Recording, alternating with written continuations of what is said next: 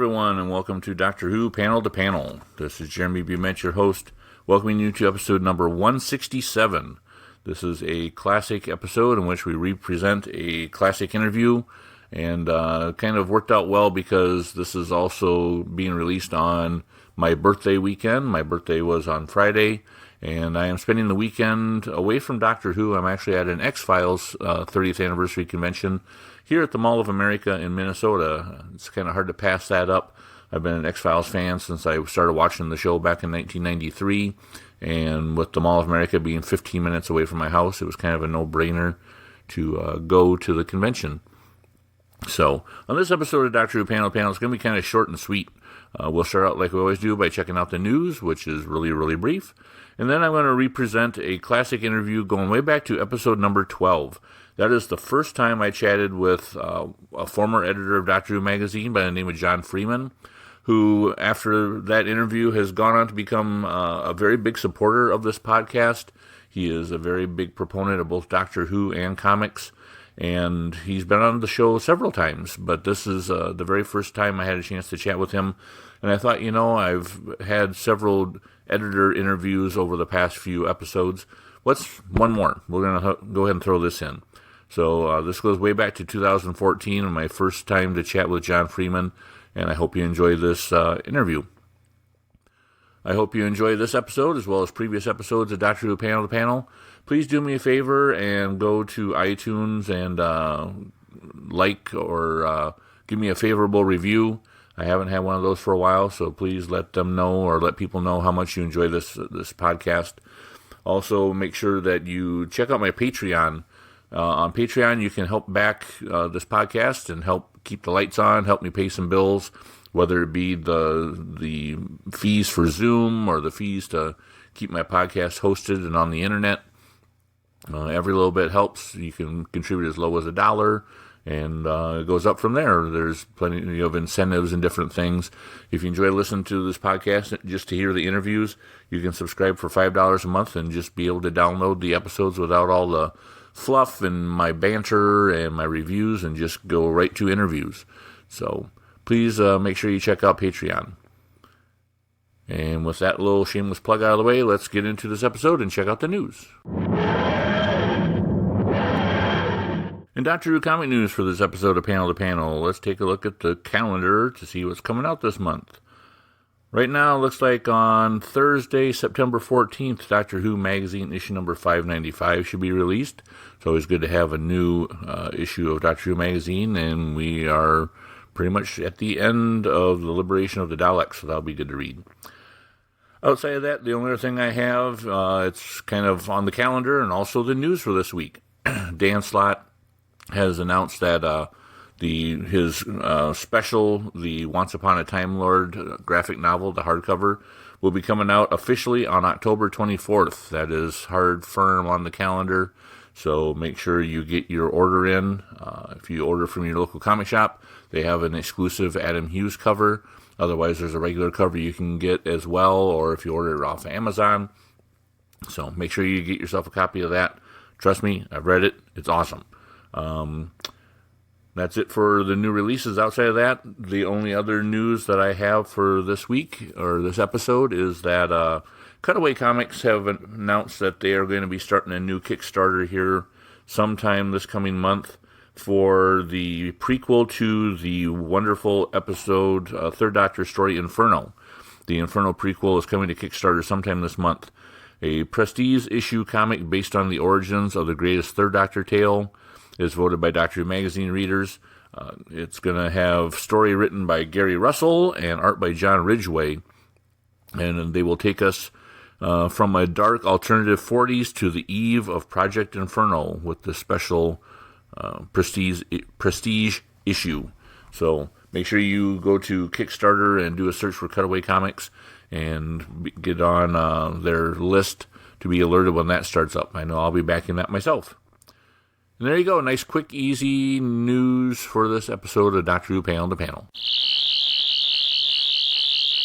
Back in 2014, I had the pleasure of not really meeting virtually, but getting to know John Freeman. John Freeman was the editor of Doctor Who magazine back during the Wilderness years, back when Doctor Who went off the air and the future of Doctor Who was really, really uncertain. He was the one who kept the magazine going, continued to put out new content, worked alongside Virgin Publishing when their novels started coming out to provide comic strips and introductions to those books in Doctor Who magazine, and somebody who was a big proponent of the comic strip and making the comic strip the New Adventures of Doctor Who.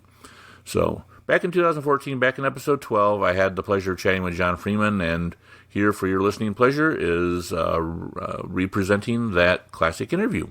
Way back in 1988, I was a fresh college student, and I happened to discover a comic book shop in the city that I was going to college in, and little did I know that there was an actual Doctor Who magazine.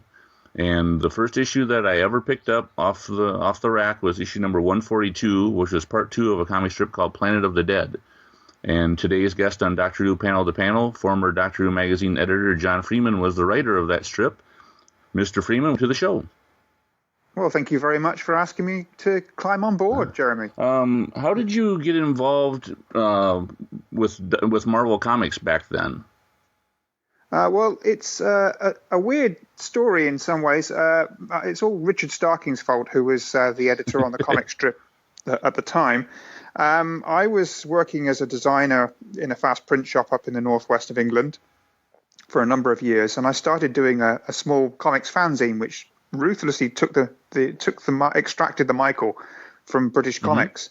And Richard Starkings and his fellow Marvel UK companion John Tomlinson contributed to that on a semi-regular basis. We had strips that parodied Captain Britain, for example, and other Marvel characters. And then I moved to London because I was offered a job which then fell through. And Richard Starkings phoned me up and said, come in and do some design work for us. And I started design work on Doctor Who back on issue 130 when Sheila Cranner was the editor. And from there, I progressed to editor very rapidly. I think there wasn't a lot of confidence in Doctor Who magazine at that point. I think the feeling was that the sales were on the slide and it was going to be cancelled. So there was no harm giving this lunatic fan of Doctor Who the job of editor. Fortunately, I seem to have done something right because the magazine's still there, for which I claim no credit whatsoever, because what Tom Spilsbury and the guys there now are doing is fantastic. So you've been a lifelong Doctor Who fan then? Yeah, well, pretty much. I mean, I recall watching a couple of William Hartnell stories back in the 60s, but the one that sticks in my mind is probably the first Troughton story. Oh, really? The Dalek story, which I can still remember the Dalek creature creeping away when they saw it. So I do have fond memories of that. But Tom Baker is probably the Doctor that sort of like stamped Doctor Who in my imagined consciousness for the last many years. But I've enjoyed the Doctor Who comic strip down the years in all its forms. Oh, that's awesome! I wish I had a memory as enjoyable as that of Power of the Daleks from way back then. Yeah, it's very sad that the story's been wiped and we only have the telesnaps. But unfortunately, that was the way of the BBC back then. I don't think they would do it now. At least I hope not. When you became editor of Doctor Who magazine, you had somebody else being the editor of the comic strip. Did you have any say in the stories that were told in the comic strip, or like a direction you wanted to go in? Well, Richard Starkings and I would bounce ideas off, but for the most part, he commissioned the stories, and he's an incredibly talented writer and editor himself, as you know from his Elephant Man book that he did for Image. He had a lot of artists working on Doctor Who. He took the decision to vary the artists from between each story, whereas in the past, Sheila Cranner, the previous editor on the strip, had one artist, John Ridgway, pretty much drawing every single strip for quite some time. If you look at the early Doctor Who magazines that Marvel put out, Dave Gibbons had an incredibly long run, and then Mick Austin stepped in, followed by John Ridgway. So, but Richard's feeling was that he wanted to vary the artists, and also it was a sort of a cherry for the artists who were also working on Marvel UK's other books like Transformers and Real Ghostbusters to get the chance to draw Doctor Who, because it was the only Marvel UK more teenage title. I mean, Marvel UK didn't have a 2000 AD comic equivalent until the launch of Overkill in 1992, really. So we had, Richard commissioned people like Kev Hopgood, Mike Collins, who's still involved with the Doctor Who comic strip to this day, and many other people. And slowly, when he left Marvel UK, I took over as editor on the strip as well as the magazine itself, starting with my commission of Paul Cornell, somebody who a few people might know from comics now, and funny enough, bringing John Ridgway back to draw Fellow Travellers. Not Fellow Travellers, Train Flight. Trying to remember the titles off the top of my head. Well, it's been a few years. Yeah. Did Paul Cornell just submit a script to you, or how did that come about? Well, no. I mean, there's a regular gathering of Doctor Who fans in London at a pub. And Paul Cornell was a regular there, and obviously Paul had been writing Doctor Who fan fiction for years, and I liked what he did. And as soon as I had an opportunity, I commissioned him to write a Doctor Who strip, and that one episode story was his first story from, as far as I recall. I think it's his first professionally published work. But Paul may be able to correct you on that. I think that is his first professional work. I was just checking this morning to see how that coincided with his Doctor Who novel that he did for Virgin, and it's about a year ahead of that. So yeah. I assume that obviously Paul also did some more scripts for me later on. I mean, we worked together on the plot for the huge fan frolic that was Emperor of the Daleks. So yeah, that's actually a story that I'm going to be reviewing in an upcoming episode of Panel to Panel, because the Charlie Kirkhoff, the colorist of a lot of the IDW Doctor Who comic reprints and the Doctor Who comics that they put out, is a huge fan of that story. So he and I are going to do a review of that. Oh, great. Yeah, Charlie, I just found Charlie's DeviantArt page, and he's got some wonderful colouring of some of the stuff that I actually commissioned. I came across an Absalom Dark Dalek Killer piece that was that Steve Dillon drew, but was never appeared in colour at Marvel UK. I mean, obviously, the introduction of colour to the Doctor Who strip is a pretty new, or should I say, regular colour to the Doctor Who strip is a pretty new occurrence. I mean, it only started during the Paul McGann period. But it certainly adds another dimension to definitely. And I know that's one of Charlie's biggest regrets of IDW losing the license, is they were just about to do a reprint of Emperor of the Daleks. Yes, yeah. I think they got as far as Nemesis, didn't they? So I mean, it might be that Titan will look at that, but although obviously the sales of their books are really strong on their new titles, but I mean at the same time, obviously, with Titan being based in the UK, there may be, and with Panini obviously still on occasion reprinting their earlier material, I don't think at this stage it's likely that they'll be doing a continuing that classics line. Well, we can always hope. Yeah. One of the other writers that you worked with on a regular basis was Andrew Cartmel, former script editor of the Doctor Who TV show. How did he get involved with the comic strip?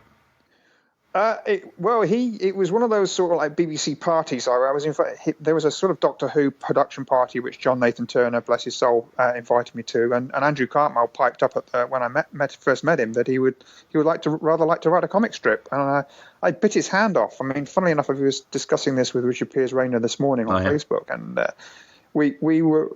One of the strange thing about the Doctor Who comic strip was, one, that it wasn't popular within Marvel UK because it was an expensive part of the magazine, and Richard Starkins took steps to try and to save money to ensure it remained part of the magazine. But on the other side, we had a situation that some of the fans of the magazine didn't actually like the comic strip being in the magazine. And although I love the Steve Parkhouse Wonderful Vistas comic strips, Tides of Time and things like that, and stories like that, and all the Voyager stuff that was done for the Sixth Doctor, they weren't considered by readers of the magazine in the annual surveys to be proper Doctor Who, like Doctor Who on TV. So I had to take a sort of step back and say, okay, we need to try and take advantage of the unlimited budget a comic strip affords, but make the comic strip a little bit more grounded in what in the TV series. So I obviously tried to find some money to feature the companion, because I don't know if you know, but the actor who plays the Doctor gets an appearance fee for being in the comic strip, or they certainly did when I was editor. And obviously there was also an appearance fee for any TV companion as well. So we had to sort of negotiate a fee with Sophie Aldred, who played Ace, and Sylvester had a standard fee for the usage of him as a Doctor in the magazine. So we got Ace on board, and later on, obviously, there was the tie-up with New Adventures. And when Andrew Cartmel, I'm diverging, but when Andrew Cartmel said he'd like to write a story, well, what a better way to convince the readers of the magazine that the Doctor Who comic strip was great stuff than to have people who worked on the TV show writing for the comic. And I did have pitches from other people as well. Ben Aronovich also pitched what became the Doctor Who adventure novel Transit, which I wasn't keen on the idea, but as a novel it went out. And I think one of the visual effects guys, Mike Tucker, he also pitched a story at the time, which I'm not sure whether Gary Ursel picked it up and published it or not, off the top of my head. Oh. So, I mean, I think that I took every step to look at what the magazine was doing and try and make it appeal as a rounded entity to the people who were reading it.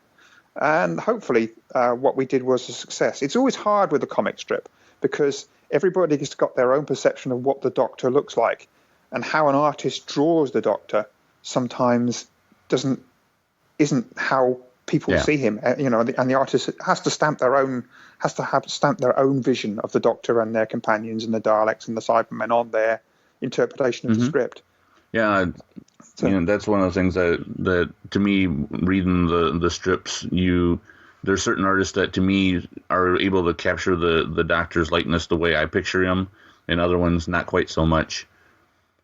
Yes, yeah. It's an impossible job in a way to capture a likeness, even using photo reference. And if you use too much photo reference, then it tends to become a bit static, and Doctor Who fans will know every single photograph that the artist might have used. Certainly in the earlier days, I mean, there wasn't that much photo reference. I know that Dave Gibbons had some photographs taken on the set of Time Flight of Peter Davison. One of the editorial staff went up to shoot Peter Davison. He sat in a chair and they did round the head shots and things like that. And Sylvester had a few problems with some of the likenesses, so I went up and did photo shoots with him on a couple of occasions, which were then given to artists to use for reference for the strips. And one of the other writers that I noticed that you worked with quite a bit was Dan Abnett. Yes, yeah. I mean, Dan Abnett was working at Marvel UK when I first came aboard at Marvel UK. And he's a wonderful writer. I mean, we worked together on other Marvel UK projects too, like Death's Head. And obviously a Doctor Who fan. He came up with the Foreign Hazard's Duty, which was always seen like as a future version of Unit. Fantastic writer, and nowadays is doing huge amounts of stuff for Games Workshop for their Warhammer books. Yeah, he's a writing machine. Yeah, absolutely. Yeah, well, he has this ongoing joke on his website about the numerous clones he has to do all his work. So I sometimes think that's possibly true. I was just reading through kind of a listing of the different writers and artists that you worked with during your tenure as editor, and it seemed like you kind of had a rotating, like Dan Abnett and Paul Cornell and Andrew Cartmel were kind of like your go-to guys. Yes, yeah, but I wasn't averse to actually having other people on board, and obviously I was all. Because my feeling was that as with the TV series, the more writers, it keeps the whole concept fresh. And I didn't drop Richard Starking's idea of having different artists on different stories, and I would try, hopefully, to try and give particular scripts to the artists I felt would do the best job on those particular stories. I mean, obviously, if you're going to do a Dalek story, you commission Lee Sullivan because he is, to me, the Dalek artist. Yep, so, I totally agree with that. About the same time as you becoming the editor of Doctor Who magazine and kind of taking over the comic strip was the same time as the TV series came to an end. In a roundabout way, it kind of put you in the place of the producer of Doctor Who. Since there's no TV, one of the outlets of Doctor Who that people could go to is the comic strip. What was your thoughts after the TV series ended? Did you want to kind of continue the comic strip on as a continuation of the TV show and have the same sort of feel as the TV show, or did you want to try to tell some, break new ground, so to speak, or try something new with a Doctor Who story? Well, a mix of both. I mean, we certainly, by having Andrew on board, and Mark Platt also wrote stories for us, although Gary Russell, I think, edited those. There was a feeling that we were taking up picking up the torch, and at one point the Doctor Who comic strip and the short stories I were also commissioned for the magazine were the only new official Doctor Who material that was being published. The problem was that neither myself nor Gary nor anyone seemed to actually know if Doctor Who had really been cancelled. We kept on being told by the BBC that it was simply on hiatus. So it was only during Gary's tenure, really, that there was the opportunity to say, well, okay, it doesn't look like Doctor Who is ever going to come back, and therefore we'll start doing some stories featuring older Doctors. I mean, I did a couple of older Doctor stories for the yearbooks that I commissioned, but it was generally Gary who wonderfully took up the mantle to run new stories with the Second Doctor and etc. But yes, I mean, we certainly we were continuing Doctor Who, but in comic strip form, and again, having Andrew involved and grounding the stories in something akin to what went out on TV, and even Scott Gray's stories, the guy who is now really, for me, one of the best Doctor Who comic strip writers ever. His first stories were very small stories, short of character pieces. So because again, I was the editor who first commissioned him to write for the Doctor Who. You started off a lot of people on their careers.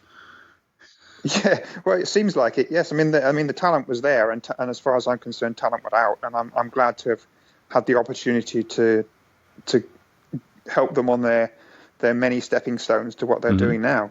But their talent was there in the first place, so I only play a small part. One of the things that you did while you were editor of Doctor Who magazine, one of the projects that I appreciated the most was you getting the rights to all the old Doctor Who comic strips, the pre-Doctor Who magazine stuff, and oh yes, yeah. That was again just simply the opportunity presented itself that we could purchase the full rights to the older material from London and what was London and Surrey newspapers as was. So we bought the rights to the original Classic Who but it was Gary Russell who did the classic comic title and wonderfully too.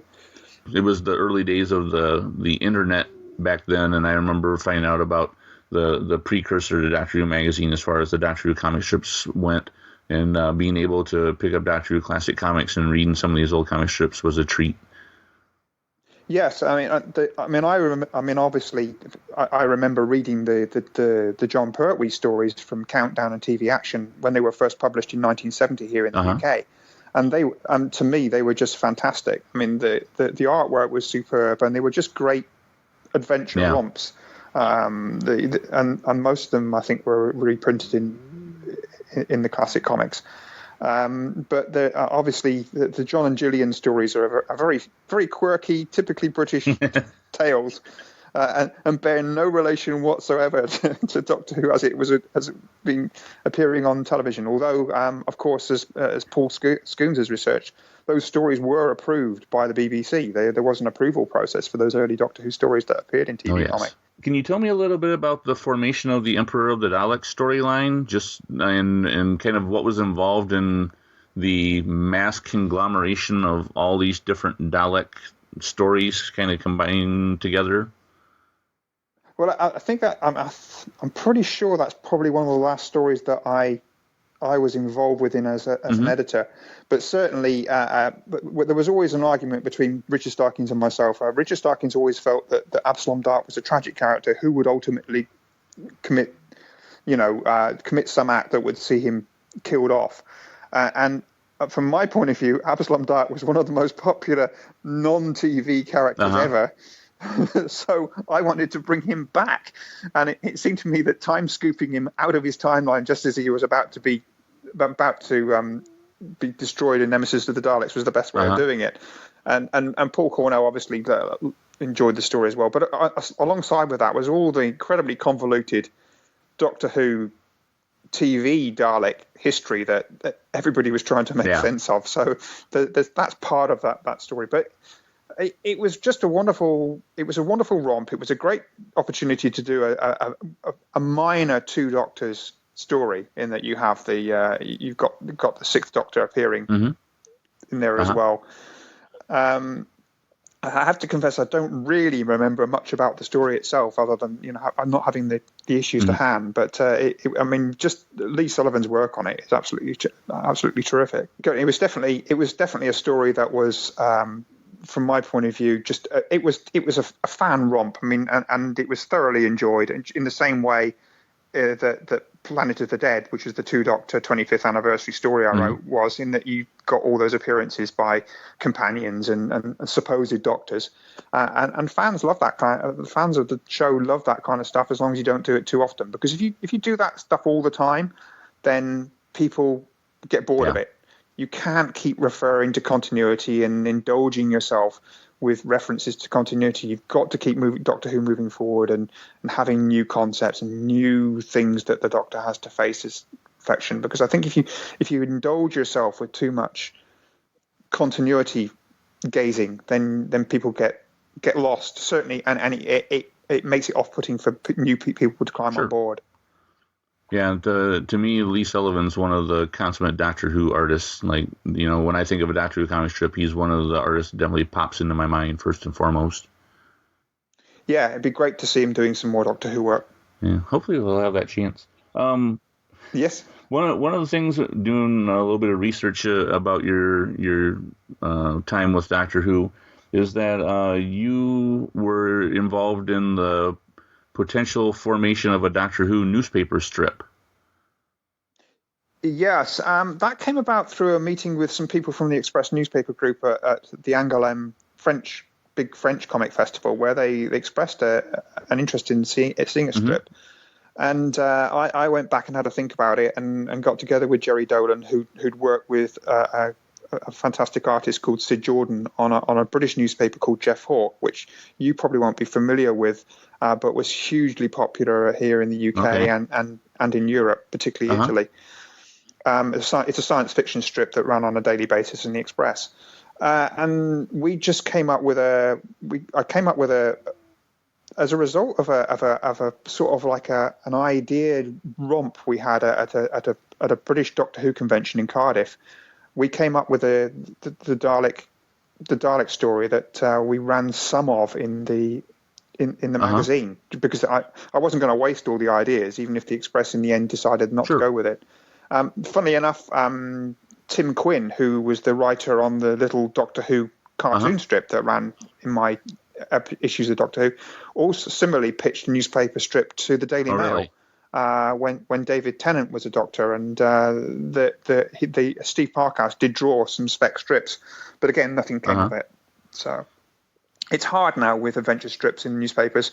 Most of the comic strips in the US as well are cartoon strips, or humor strips, where the stories can be slotted in and they don't have any continuity. And there are apart from the Phantom, I think there are very few adventure strips now that are actually originated for either the American and certainly for the European market. Yeah, sadly. and I don't know how it is in the UK, but over here in the States, the comic strip's kind of a dying art form. Is the newspaper output kind of gets reduced year by year. Well, it's all down to costs, and unfortunately, originating comic strip costs money. Here in the UK, we do the Sun newspaper is the biggest selling daily tabloid, and they still commission an originated football strip. And the Daily Mirror still publishes an adventure strip called Garth, which is but that again, that's all at the moment. That's all reprint. It's all down to costs, and unfortunately, when newspapers are declining in their sales, and they've had terrible problems here in the UK as well as in the States as the internet has taken over for people's preferred means of reading the news. Comic strips are too expensive to include, and they've dropped a lot of them. It's very sad. Well, we'll see what happens with that. Yeah, I mean that said, I don't think there's there's no actual curbing of enthusiasm for comic strip as a form. I mean, the amount of people who are drawing comics and publishing them on the internet, comic strip appearing in magazines. I mean, yes, there isn't as much comic strip here in British comics as there used to be for the most part, apart from 2000 AD. The Beano humor strip, Commando. Most kids' comics now only have like 2 or 3 pages of comic strip, or unless it's reprint. So Titan Comics, for example, reprints Simpsons here. We reprint, and I think most of them, the strip that appears in Adventure Time is also reprint. So, but there's definitely no lack of enthusiasm for the form, and it's great that Doctor Who magazine and Doctor Who Adventures and Titan Comics are still publishing Doctor Who strips. Yeah, I totally agree. It's nice to have several different forms of comic strip output for Doctor Who on a regular basis. Yeah, and they're exploring new things as well. I mean, the 11th Doctor strip that Titan's putting out is great fun. The David Tennant strip that Nick Abadzis is writing is a slow burn, but it's developing nicely. And I'm thoroughly looking. I've seen some of the pages of the first 12th Doctor strip for Titan Comics by Dave Taylor, who you may know as a Batman artist over there, but they look absolutely. I was going to say I'm going to be doing a question and answer with Dave Taylor coming up on Panel to Panel, and I noticed that you worked with him back in your Marvel UK days. Yes, I did. Yes, we worked on a 4-issue miniseries called Gene Dogs specifically, but I also commissioned him to do a couple of Warhead strips for the weekly Overkill comic, and he did some, and he took over on Warheads in the US. So yeah, I mean that's some of his early work that American fans will be aware of. But of course, he's done fantastic stuff since. I mean, he's an amazing artist. We've been chatting this morning about a signing I'm hopefully going to be doing at a local comic shop in Lancaster, England, just after the first issue of the 12th Doctor comics comes out. Oh, so. Awesome. Yeah, so still in contact. I'm still in contact with lots of people. That's good. Yeah. What was it like working in Marvel UK back in the 90s, the heyday of the big comic boom? Well, it was my first pro job as an editor, and it was fantastic times. It was incredibly. There was an incredible bundle of energy all the time. I mean, Doctor Who was my first professional editing job. It was great to be doing it. The people who were working on it, not just on the comic side, but on the editorial side, because I had a lot of different writers working on the magazine too. There was lots of ideas batting forward, and some things that happened, some that didn't. For example, Dan Abnett and I tried to get a new Absalom Dark miniseries done with Steve Moore writing it, which would have been more about Absalom Dark rather than Absalom Dark and Daleks per se. It didn't happen, but those stories are now appearing in a Doctor Who comic fanzine called Vorp, which you may have heard of. Oh, most definitely. Very limited searches, probably very hard to get hold of in the States, but great stuff. We had lots of ideas for Doctor Who. We at one point Andrew Cartman and I even came up with an idea for a Doctor Who and Doctor Strange crossover, but unfortunately, at that point, Doctor Who as a TV series wasn't as big in the States anymore, and the feeling was that it would have helped Doctor Who more than it would have helped Doctor Strange. And Tom DeFalco shot the idea down, even though he was a Doctor Who fan himself, and I can see his commercial reasons. They were very sound. But that aside, I mean, Marvel UK we were first over in Bayswater, and that was a crazy place to work. And then Arundel House in the centre of London, which was also great fun. We were on different floors at one time, and so it was a hotbed of ideas and great fun and a tremendous time for me. And I don't think that, apart from my time at Titan Comics when I was working on Babylon 5 magazine and Star Trek magazine, but certainly Babylon 5, that wasn't quite captured even then. But that said, the Titan guys are fantastic to work with. So still contact. Awesome. So. Yeah, you mentioned Vort magazine. I'm a huge fan of that magazine, and I can't wait for the next issue to come out. Yep, they're in short. They're very very slow to come out, but once they're there, they're absolutely fantastic. Yeah, definitely. It's just a wealth of information. I mentioned it on my podcast that they're definitely magazines worth checking out. And the last issue that had a kind of a special feature on Absalom Dak was a real treat.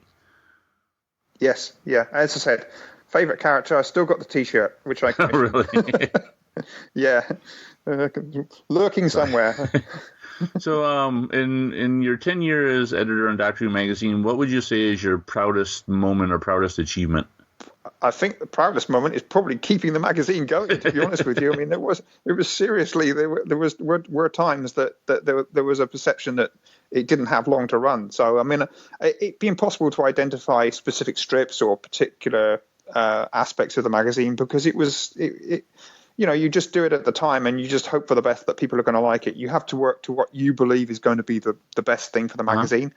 And sometimes things don't quite work, and but for the most part, I think they did. I mean, the fact that you want to talk to me 20 years on is at least 20 years on, I think, is tremendous. I feel very honored that people still remember the period with fondness. Oh, I most definitely do. Like I said, you know, the first Doctor Who magazine I ever picked up was back in your tenure on Doctor Who magazine, and those were the strips that kept me going, you know, after the TV series was off the air and we were in the so-called wilderness years, and Doctor Who magazine, the comic strip there, along with the Virgin Publishing novels were my source of new Doctor Who. Yeah. I mean, the Doctor Who fiction has always kept the show going even when it's off air. So you still got. There's always Doctor Who to be found. Yep, most definitely. So, what's keeping you busy nowadays? Well, these days, funny enough, I'm working mainly. My day job is for a company called Rock Comics, and we produce digital audio comics. We've had several titles out, not a huge number. There's a teen adventure strip called Team Mobile. We published a Houdini comic, and probably the one that most people want to track down is a collection, a digital audio version of Arthur Ranson and Angus Allen's Beatles story. Oh. It's available on iTunes for iPad and iPhone. Oh, definitely something I might have to track down. That's my. Yeah, it's obviously Arthur Ranson I work with on Fellow Travelers, but he's done a massive amount of comic strip work down the years for various things, and he happened to own the rights to this Beatles strip that appeared in the British weekly comic Lookin'. So we've put it out as a digital audio comic. So track it down, yeah. But I'm still writing. I'm writing some various different comic strips. I've got a couple of independent things in the works, and also I've been doing some stuff for a European publisher, which has been a bit stop-start. But there's a few things bubbling under, some of them involving long-time science fiction comic heroes from the UK. So we'll just have to see whether they actually pan out. Fingers crossed. Anyway. Yes, definitely wish you the best. Always move forward. Thank you very much indeed. Thank you for being on the show, and thank you for your input into Doctor Who magazine back in the day, and keeping things going for us. Thank you. I hope you enjoyed going back with me to 2014 and episode 12 of Panel to Panel with my interview with John Freeman. I think I've grown quite a bit as an interviewer and a podcaster since then, so I hope you continue to listen to this podcast. So this may have been your first episode, and hear the difference from then to now. See how much almost 10 years has made as far as making this podcast bigger and better. So I hope you enjoyed hearing from John Freeman. I'm sure I'll be talking to John again at some point in the near future. And thanks, John, if you're listening to this episode, thank you for being such a big supporter of my podcast. I truly appreciate it, my friend. And I truly appreciate all of you out there listening to this podcast. I hope you enjoy listening to this kind of classic episode, this throwback episode. Next episode, it's going to be something really, really special. I'm working on things even as I'm recording this outro. And I think you'll really, really enjoy this next episode that's coming up. It's going to be a lot of fun. And until next time, this is Jeremy Bement saying bye. Doctor Who Panel to Panel, the podcast about Doctor Who comics, thanks you for downloading this episode. Let us know what you thought about this episode or of Doctor Who comics in general. You can find us socially on Facebook at Doctor Who Panel to Panel, on Twitter at Doctor Who P2P, 2 being the number 2, and online at DoctorWhoComics.com. Download previous episodes via your favorite podcast service and find the complete catalog of episodes featuring amazing interviews with creators past and present at archive.org. Just search for Doctor Who Panel to Panel. Thank you.